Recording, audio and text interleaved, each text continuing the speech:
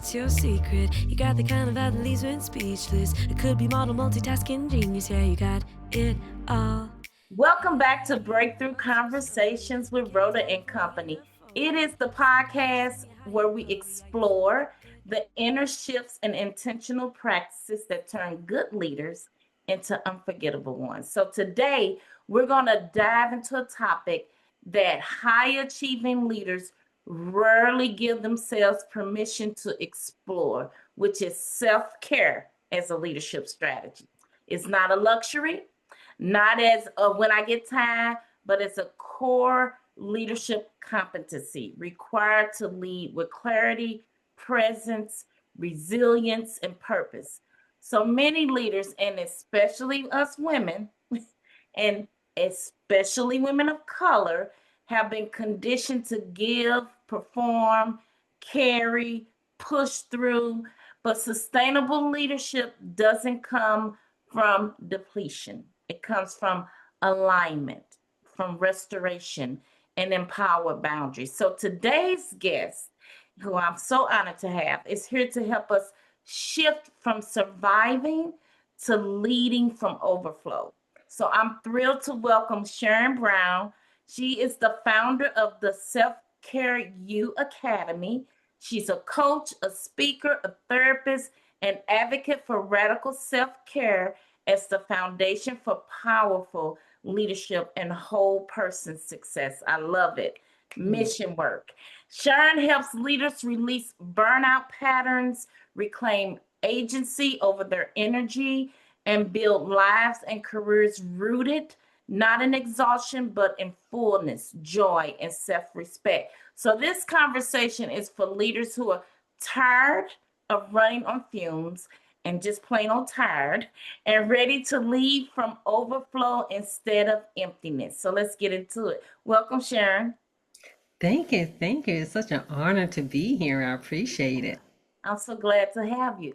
Let me ask you, what was your personal turning point that led you to make self-care your mission and body of work? Yeah, pretty much it was personal and professional, but I will say that the personal is what really propelled me. Mhm. Pretty much many years ago, there was a breakup. I cried for 40 days and 40 nights. But during that time, like even though I'm a therapist myself, I just knew that therapy itself just wasn't enough because Mhm. sometimes, processing, what has occurred doesn't always allow you to pretty much, I'm going to say, move past because I really felt it in my body, Mhm. and with that, actually, it led me to yoga, Mm. because I knew that talk therapy wasn't going to be as beneficial.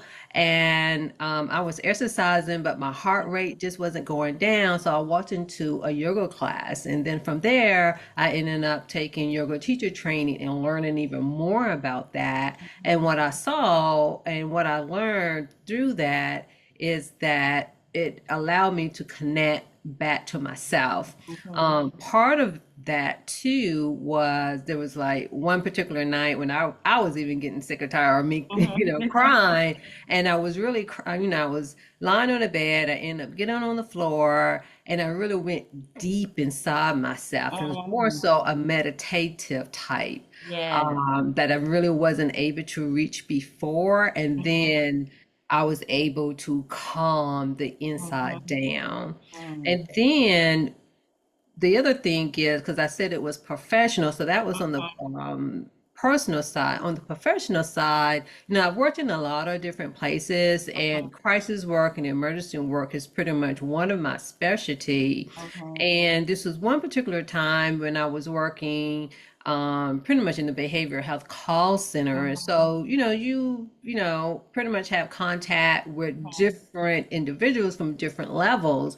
And also during that particular time, even though that was still part of the breakup, but then my parents were going through a lot of things. So it still was a high level of stress. Mhm. But between there, pretty much I was able to see through others like their pain. Mhm. And then I'm like, well, what does a homeless person and an executive have in common? Common. Uh-huh. And it was really their distress, like emotionally distress on a piece of paper or hearing Uh-huh. their story, other than the fact one is homeless and one is Wow. not. You really couldn't tell the difference regarding of how they felt. Wow. And it just it allowed me to see their pain, but also what I saw in that, it's like, Uh-huh. oh, you know what? What can we do to help people? Put it like this, we can't stop the pain or we can't Uh-huh. stop events, but Uh-huh. maybe at least slow down a little bit Uh-huh. of how we're reacting to some of it. Some, Uh-huh. because again, even I didn't have it Right. all for myself. Because like I say, I wasn't practicing Uh-huh. meditation or Uh-huh. yoga at that time. But it pretty much led me to say, hey, we're not teaching people how to be well. Wow. That is so powerful. One of the points you made early on when you started speaking is that therapy itself was not enough. So I want our listeners to take note of that. But the other thing that really struck me was when you said, what's something that the CEO of a multi-million dollar company has in common with a homeless person, and the common denominator was stress. That Mhm. is powerful. Yeah. So when I've heard people talk about self-care, I often hear self-care talked about like pampering, Mhm. going to get a massage, a facial. What is but your work kind of reframes it like as power.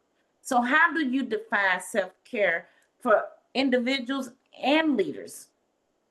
Yeah, I like to say self-care, like in its simplest form, really is to get you to the next moment. Mm-hmm. But also, I want to cautious it to a little bit because even lately I have started even changing my language around it a little bit because, like we hear about regulating your nervous system. And Mm-hmm. I really do feel like a lot of things go back to that. And so, in saying that, what I am encouraging and educating and walking individuals through is about nurturing the nervous system, meaning something that we benefit from just by being human, Right. reconditioning the nervous Mm-hmm. system. That pretty much comes from those childhood wounds and Mm-hmm. trauma, and then training the nervous system for the future, for the things, to be resilient, especially as leaders, because you're dealing with so many different things. And so, just in saying that, not to look at it as a reactionary type of Mm-hmm. thing. You Mm-hmm. know what I'm saying? More so as a human Yes. being, that it's almost like breathing and even in brushing your Mm-hmm. teeth. These are Mm-hmm. the things that I need in order to live. But as being a leader or entrepreneur, because there's so much more on you, it's Yes. like, how can you thrive, Mm-hmm. with all of the things that you Mm-hmm. have to deal with? Like, what do Right. you do? I Yeah. love that. And to the point you made earlier, you say originally you would describe self-care as getting to the next moment, but you're starting to evolve that, and it makes sense because we don't want to just be able to get to the next moment. We want to thrive. So to the point you made, I do hear, and I've read a lot of research on regulating your nervous system, but I love how you say not only just regulating it, but reconditioning your nervous system, nurturing your nervous system, and then training it for what's to come. Because life be lifing, and Exactly. we're gonna have stresses, but the key is to learn how to manage through it. And you can train your body. That's pretty powerful. Yeah.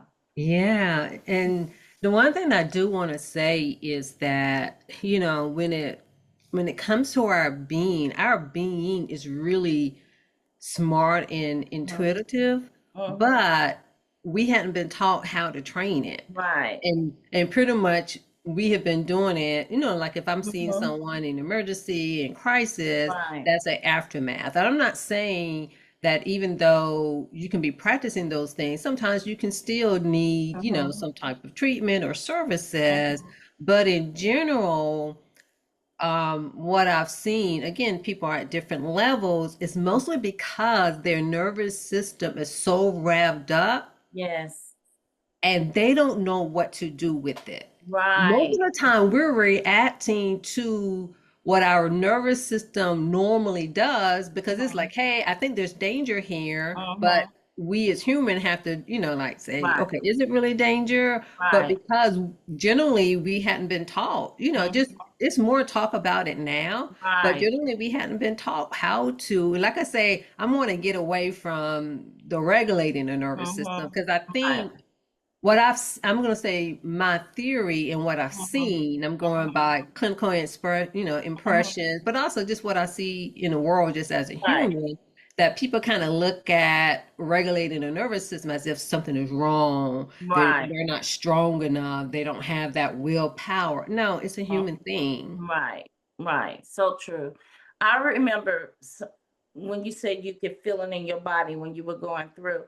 I remember, and this wasn't that long ago, a couple of months ago, because I'm looking for a job and I had never not been working. And Mm-hmm. so I was panicked and Mm-hmm. fear was sitting in. And all of a sudden, I started having this pain across my shoulder and back and neck area. And my face and neck broke Mm, out. And yeah. I remember a really stressful situation that happened in my life some years ago regarding my oldest son. I had a similar reaction. Mm-hmm. So I said, oh, this is stress related. And I remember I started doing deep breathing Mm-hmm. exercises that I've learned. And I said, I'm not regulated, nor am I nurturing, and nor am I doing the other things you mentioned.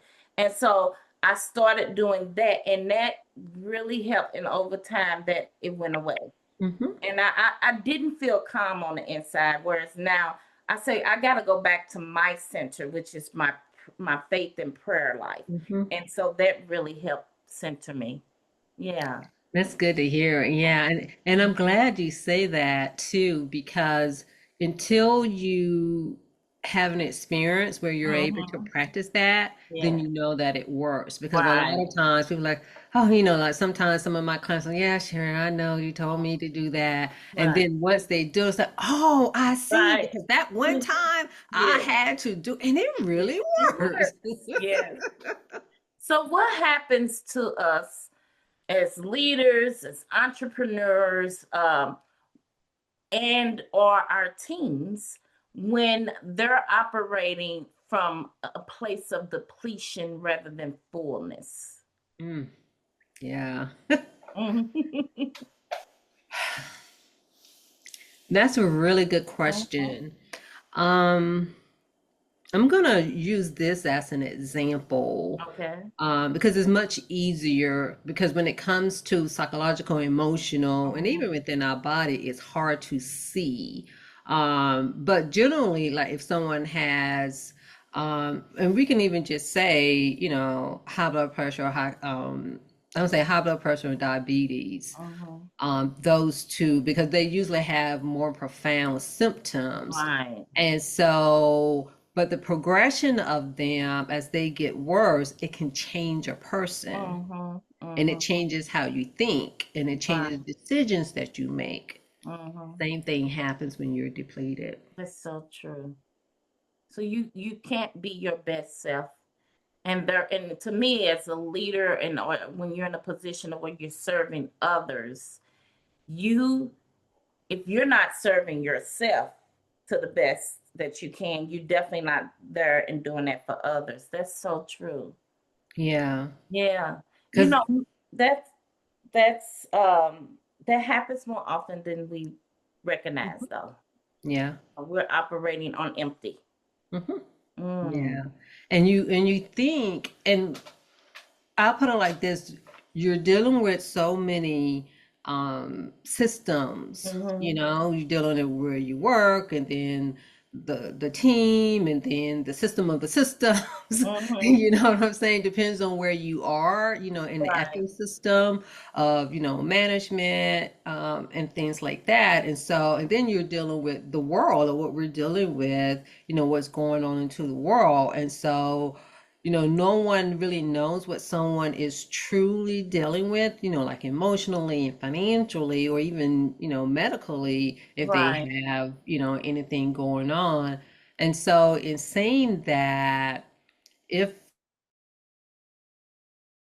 intentional, how can you really function on empty? Mm-hmm. So true. Because you can't even see, and there's so many different things that can happen. Mm-hmm. But even within, I mean, because it's not everywhere, but I mean, this is true even within mental health. Mm-hmm. It's not set up generally for us, even as clinicians, as providers, to take care of ourselves. Right. It's so true.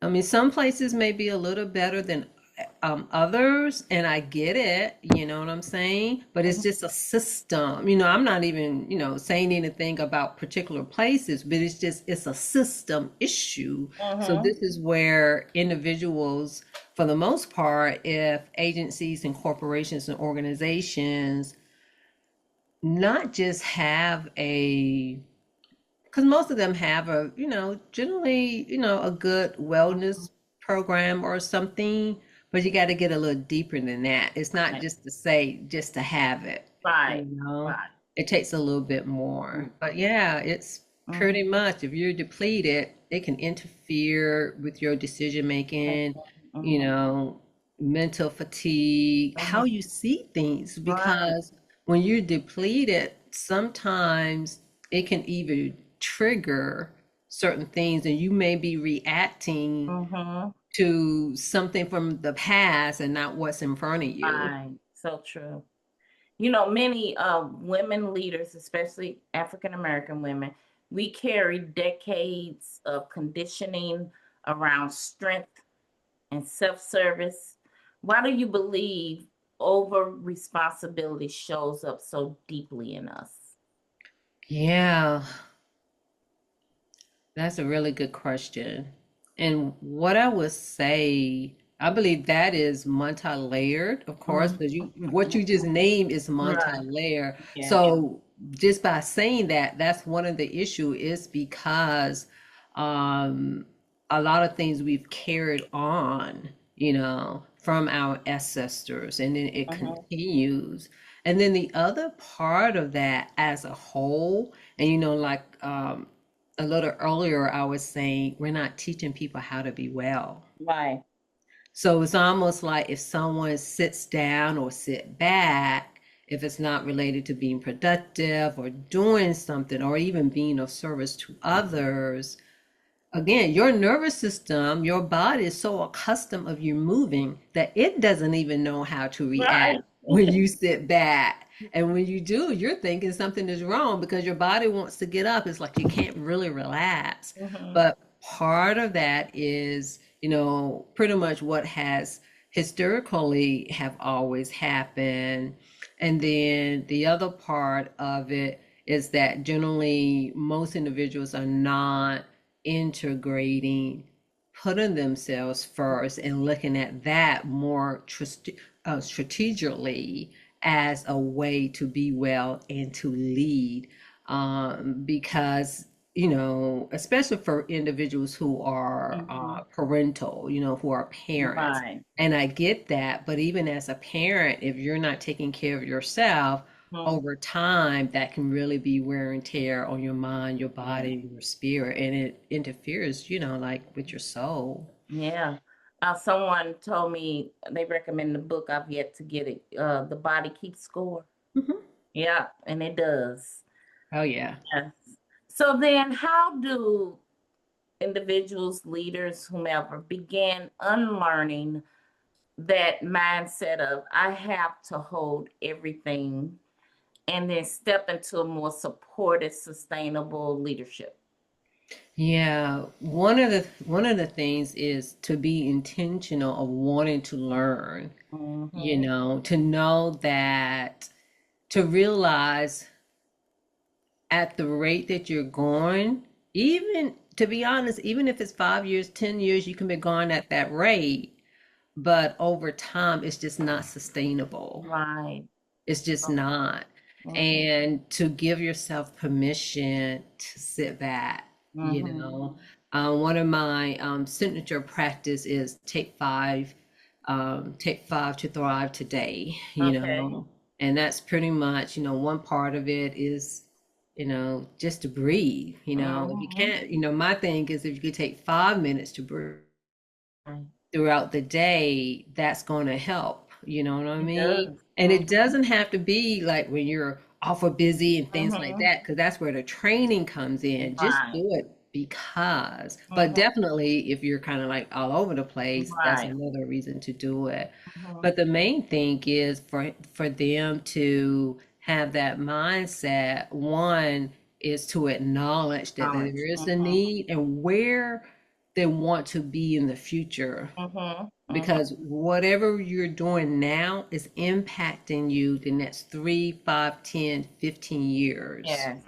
Yes. And with that, the main way that you can really sustain it is to be inside Mm-hmm. a connected or inside a community Mm-hmm. or circle. Yeah. I love that. And I wish that when we were younger, that we Mhm. had that teaching, that what you do now is impacting you 3, 5, 10 years into the future. That is such key information. It's so true. Yeah. Wow.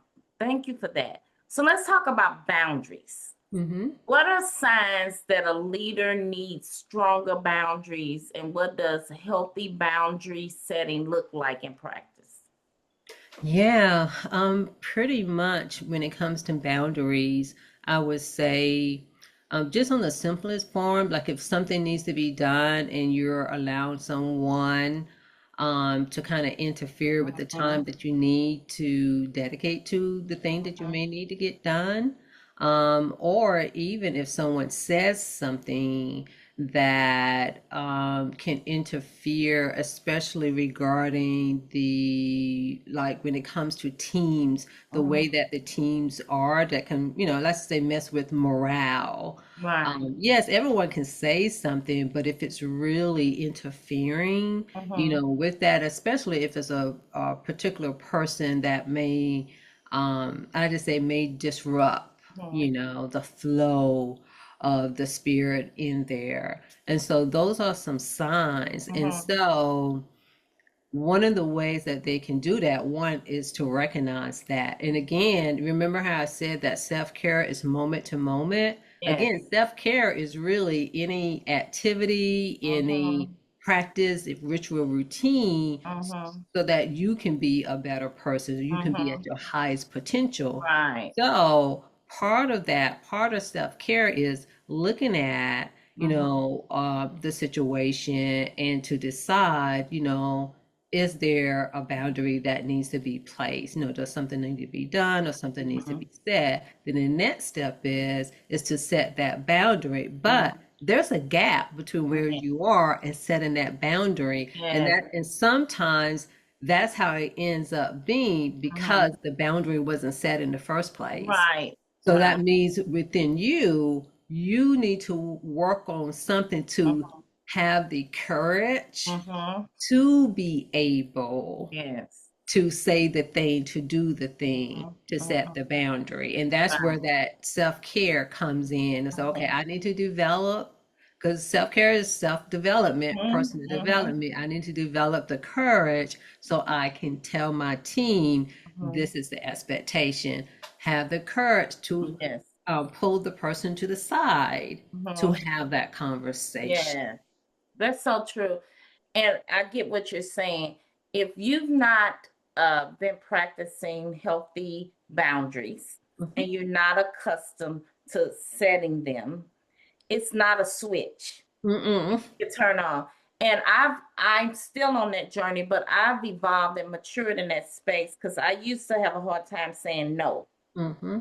And what I realized is me saying no to things based on my capacity and how I'm feeling is a form of self-care. Exactly. Yeah. So an example, you and I had to reschedule you to come on the show. In that moment, that day, I was not in the right mindset. I wasn't feeling my best self mentally and emotionally, but I was going to push through and Mm-hmm. I was going to fake it. And Mm-hmm. then I just said, I need to give myself permission so I can take care of me and I can show up in the most positive light possible. So that is so true. Getting to the boundary setting is a journey of itself. And to the point you made earlier, you need to be intentional about that. Mm-hmm. Yeah. Yeah. Yeah. Because even with that, when you recognize that, sometimes Hmm. for some people, they can just go ahead and do it. And Yes. even though some people can do it, but they really still feel like a lot of Hmm. guilt or just, Yes. again, their nervous system is on fire. And Yes. so for those individuals, it kind of just depends. Some Hmm. individuals, may benefit from therapy, and some individuals, may benefit Right. from coaching, and some individuals may look at a couple videos and look at a book and be Yes. okay. But it just Yes. really depends on, Depends you on just the have to person. be honest, Mhm. where you are. Right. You just mentioned guilt. A lot of leaders feel guilt around rest or prioritizing themselves, especially women. How do we shift from guilt to ownership and self-respect? That one is a hard one for people to really work through. Mm-hmm. But the main thing that I can say is that you really have to kind of look at what purpose is it Mm-hmm. having. Mm-hmm. You know what I'm saying? Not the guilt itself, but let's just say the outcome of not doing, the Right. outcome of not Right. saying no, the Mm. outcome of not saying the The boundary. price. Because The you price to pay. you Right. feel Mm-hmm. bad. So feeling guilty, I want to say part Yeah. of that it is natural, Mm-hmm. but look at the benefits of setting, you know, Yes. I'm saying the boundary, but to Mm-hmm. rest. Right. Because the other part of it too, because of kind of going back to what I was saying before about like if someone has like high blood pressure and diabetes, we all know, what can happen if, someone doesn't, Mm-hmm. pretty much do the things that need to be Mm-hmm. done in order to be well and manage those Right. things. The thing about not resting, it's slow. Mm-hmm. Probably the best way I can kind of describe it too. I did a video on this a few Mm-hmm. days ago. Like stress in and of itself is it can be very subtle and Mm-hmm. insidious, Yes. but it's kind of like it's that compound Mm-hmm. effect. So the Yes. compound effect of not resting, Mm-hmm. you're literally putting your mind, your body, and everything Mm-hmm. in overdrive. Yes. And it's like, how do you want your legacy to be, meaning Mm. your name for yourself, not Yeah. just financially, but we've seen so many times in which, even though when it comes to medical conditions, there's so many different reasons for Mm-hmm. that. We know that, but a lot of it does come from not resting, Mm-hmm. from stress. So Yes. it's about, like doing what we can do to override that. And to be honest, that takes just as much work. Right. You know what I'm saying? Mm-hmm. So the main thing is, I would say too, is to be able to identify it, look at the long term effect of more so the benefit of you resting, Mm-hmm. but also the consequence of you not I, resting, I agree. That is so true. because it again is subtle. It is Mm-hmm. so subtle and insidious of how it ends up. And for the most part, the data does say, Mm-hmm. stress is, but um, intentional stress Mm-hmm. is very important. Mm-hmm. And one way I want to kind of demonstrate that, because remember I told you, it was the breakup that pretty much really Yes. propelled me into this, Mm-hmm. self-care path. And during that time period, in which I've always been a napper, I've always loved to sleep, Mm-hmm. but definitely during that time period, I would cry and then I would go to sleep. Mm-hmm. And then, but what after I say the healing and especially learning all the different things that I've learned, in that all there wasn't a period of intentional rest because Okay. again, sleep and rest can be totally different. Right. You see what I'm saying? Said that I Right. was going to do, meaning anytime I had a thought or a Mm-hmm. feeling to go ahead, either meditate or do Mm-hmm. some breathing exercise, or more so do some yoga, and that Mm-hmm. would have helped. So that's the Yeah. difference, because it's almost like before you go to bed to, Mm-hmm. reflect, to Mm-hmm. sit. And so that helps settles Right. the Right. body. That's so true. There's a difference between Hmm. sleep and rest. Some people go to sleep and don't get rest. Yeah, that's so Exactly. Because they haven't no, settled their no. body. I used to have what someone told me. I said when I would go to bed at night, I would break out of hives. I used to Oh, break out wow. of hives ever since I was a little girl. I have Hmm. not had hives in the last 5 years. But I say, but they usually only come when I go try to lay down. And Mm, someone said that's repressed stress. It mm. was like pent up stress. And when I try to rest, it releases itself and it showed up in the skin. Yeah. Yeah, I learned some techniques over the years on managing that. Yeah, so you teach energetic self care. What are some simple, powerful rituals leaders can practice daily, or humans, period, to stay grounded and replenished? Yeah, one of the main things, really, the thing I talk about the most Mhm. is really take five to Yeah. breathe. That is really the main one. It Mhm. seems so simple, and I know it's not always, you can Mhm. always remember to do it, but the Mhm. more you practice it, you remember. But that really is the go-to, the main one. And there's different types of breathing too. Mhm. Sometimes you can just, really just do a count of five. Mhm. You can do box breathing. Most people do a count of four, but Mhm. I've picked five. Right. And it's 5 to thrive. Yes. Exactly. So that is the main one. And then the other thing, they can always go for a walk. Um, just it's more so something more so to some of it may depends on how they're feeling, so it's more so to redirect the nervous Mhm. system, Mhm. and that's where the nurturing part comes in. Mhm. The other thing is, because actually I did it the other day, is Mhm. you could put your hands, Mhm. especially if you feel, I kind of feel like you feel like that you're busy because you're moving from Right. different things. Um, in that one, when you're moving from different things, Mhm. pause Mhm. The to allow it power to of pause. Yes. come to a complete end when you Mhm. finish a task, because that's the other thing too. Yes. So that part of it. But the other part, after you pause for a moment to go to the next task, you can put your hands over your eyes and just, breathe and, Mhm. just take a few breaths. Because there's a lot of things that can pretty much happen, Yes. when you do that.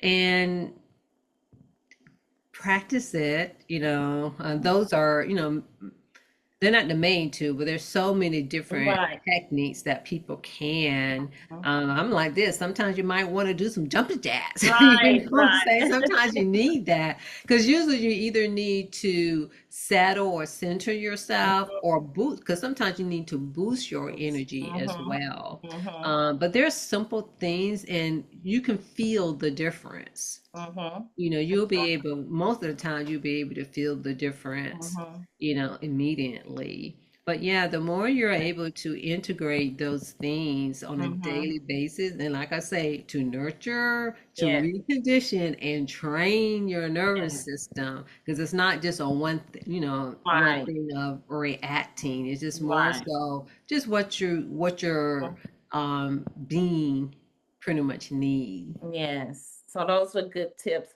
Take 5 to breathe. Take 5 to thrive.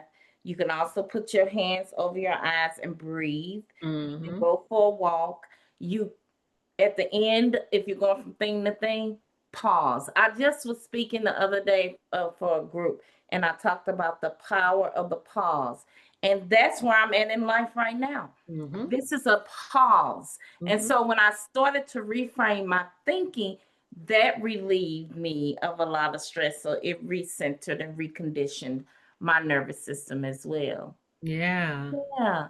So, how does self care help us not just survive today? Because we talked about the long run. Hmm. You mentioned the word legacy, which is one of my favorite words.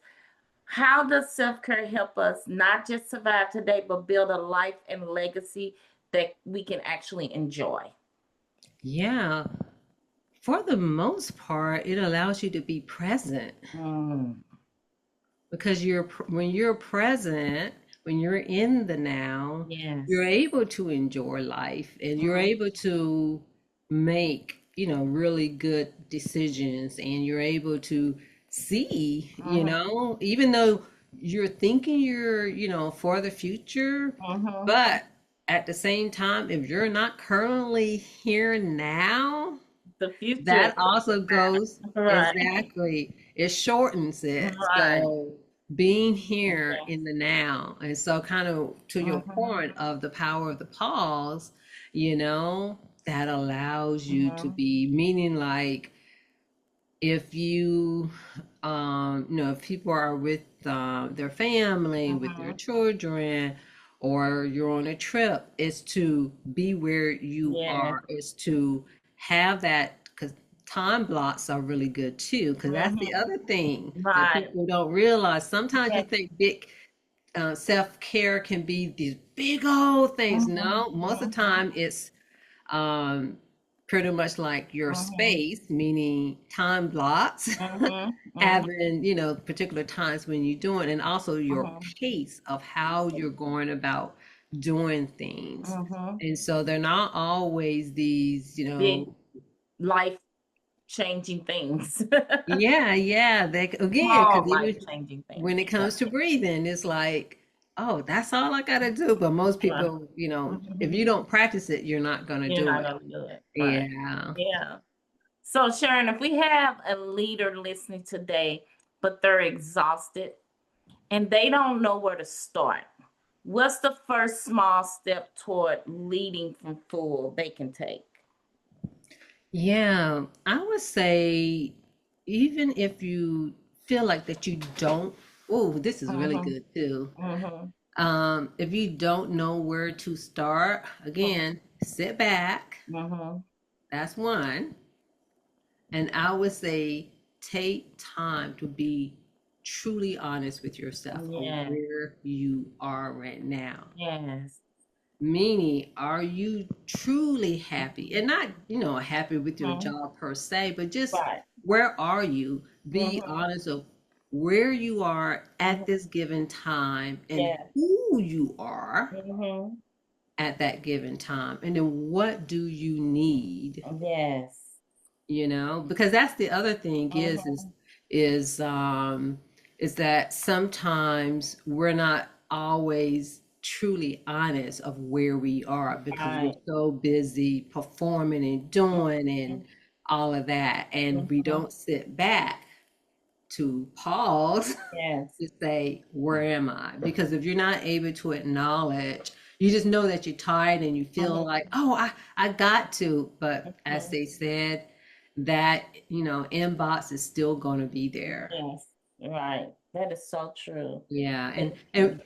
and reframing, Mhm. reframing the meaning of things. Yes. Yes. And yes, changing the stories we're telling ourselves. Like you just said, someone may feel like I gotta do this. Mm-hmm. No. What if you what if you told yourself, I don't have to do this right now? Mm-hmm. This can wait. I need to come first. So true. Reframing. Yeah. So Sharon, if someone wanted to access you and your services, where could they go to find you? Yeah, the best place for them to come and find me is in my circle. Yeah. I have a Fortitude and Free circle for entrepreneurs and for executive, and the main Mhm, purpose of that is to help, especially females, to pretty much build mhm, discipline mhm, and to, I don't know why I'm pausing. mhm. I think I saw something out there, and that's why I'm pausing that. Right. I'm sorry about that, That's but okay. pretty much to build discipline, Mhm, embrace challenges, and mhm, to sustain resilience. And when it comes to resilience, people mhm. kind of think because they got to the other side, that's Right. it. No, Mhm, it's about really kind of what we were talking about before, mhm, training yourself mhm, to mhm, come to certain things. But anyway, with that mhm, group, it's on school and it's Fortitude and Free.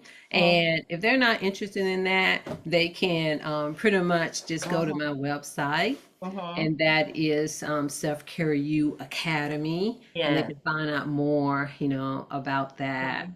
Yeah. But yeah, it's only thing I can say, self care. Mhm. It is here. Yeah. We need it, and we're not going Especially to be now. able to, Mhm. sustain. Even we can't even sustain who we are. Right. You can lose yourself. And Mhm. especially it's always been important, but it's even more critical now given our environment, the state of the world, and then social media. I said that we're not designed, we weren't meant to have access to all this information coming at us. And then people need to be mindful of what they are absorbing on a Mhm. daily basis. So self care is even more critical now. Sharon, thank you so much for your wisdom, for reminding us that self care it is not selfish, it's structural and it's critical and it's needed, and it's not a weakness. It's Not at wisdom all. because that's something that I heard you say. Sometimes we think we got to push through because then we're seen as not strong. So, to everyone listening, strong leadership is not defined by struggle. You don't Mm. earn your worth through exhaustion, and you don't have to pour until there's nothing left. You deserve to lead from fullness, from clarity, from peace, from power and joy. So if this episode spoke to you, share it with another leader who has been shouldering too much and giving too much. Share it with an entrepreneur, share it with a family member. And then these people also who forget about themselves, share it with them. Let this be a collective permission slip to rest, truly rest, replenish, and rise. Connect with Sharon and explore her Self Care You Academy. And I'll make sure that we get the link to your academy site in the show notes. As always, to our listeners and Sharon, to you, I want to thank everyone and thank you for joining me for this breakthrough conversation. Until next time, stay intentional, stay grounded, and remember, you can't pour from an empty cup, but you can absolutely lead from full. Thank you for listening. Hey, what's your secret? You got the kind of vibe that leaves me speechless. It could be model multitasking genius. Yeah, you got it all. Hey, what's your story? A kick-ass mom and 40 under 40. A soccer practice in your high heel glory. Yeah, you do it all.